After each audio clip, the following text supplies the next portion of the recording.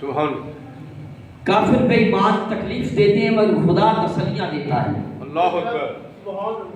کفار نے حضور کا انکار کیا، میرے آقا کی رسالت کو جھٹلایا، کہا کہ آپ رسول نہیں ہیں معاذ اللہ، تو اس سے دل اقدس کو دکھ پہنچا.